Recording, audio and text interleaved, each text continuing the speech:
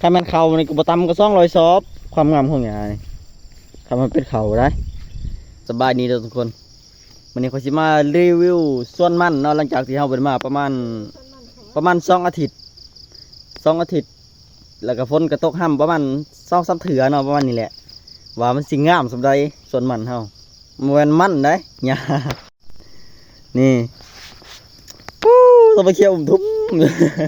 2 อาทิตย์ตัวนั้นเนาะเฮ็ดอะไรอยากหายเว้ยจะมาเคี่ยวงามคักเรียรอนี่โอ้ยกอดกะเอ้ยเบิ่งดูลกมาเบิ่งดูความยาวปู มวน